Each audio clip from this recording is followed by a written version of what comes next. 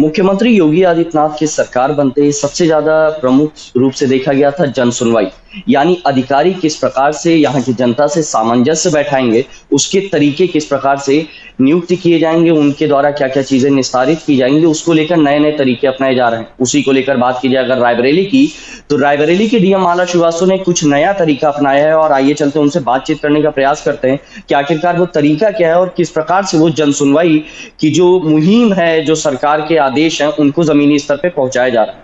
Ma'am, क्या चीज आपने चेंज किया उन चीजों में, क्या उसका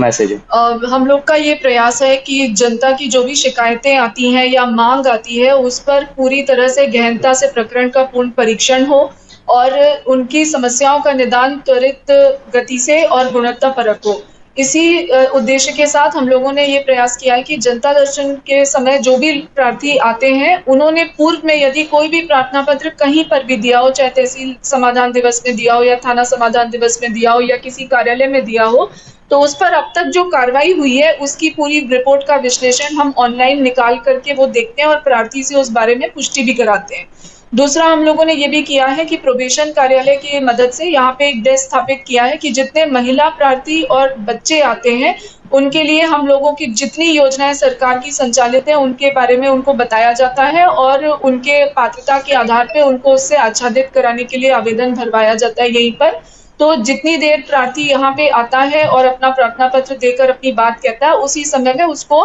पात्रता के आधार पे विभिन्न योजनाओं में लाभान्वित करने की भी कोशिश की जा रही है। आने वाले समय में हम लोग इस व्यवस्था को और भी सुदृढ़ करने की कोशिश करेंगे और विभिन्न विभागों के जो अलग अलग कैंप समय समय पर चलते हैं उसको भी इसके साथ जोड़ेंगे, जैसे कोविड वैक्सीनेशन है और भी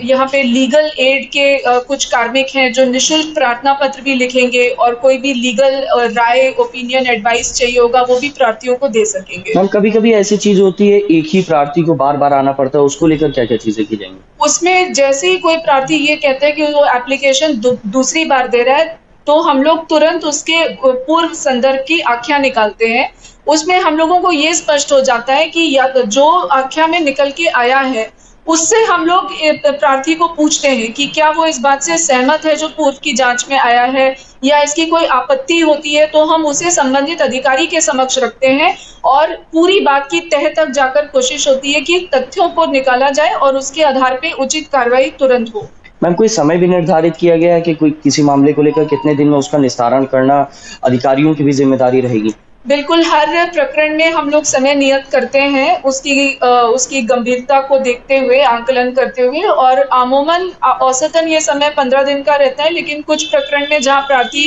की ज़्यादा परेशानी है उसको देखते हुए हम लोग सप्ताह में भी कहते हैं, 3 दिन में भी कहते हैं और उसका उसी समय सीमा के सापेक्ष अनुश्रवण भी किया जाता है। मैम, देखा जाए अगर जन सुनवाई की बात की जाए तो किस तरह के मामलों की अधिकता देखी जाती है रायबरेली में? यहाँ पे विभिन्न तरह के प्रकरण हैं। कुछ प्रकरण जैसे योजना अंतर्गत धनराशि हस्तांतरित ना होने के बारे में होती है, जिसमें उनको हम बताते हैं कि पीएफएमएस पे अप्रूवल हो गया है, जब शासन से किस्त भेजी जाएगी तो उनको मिल जाएगी। कुछ प्रकरण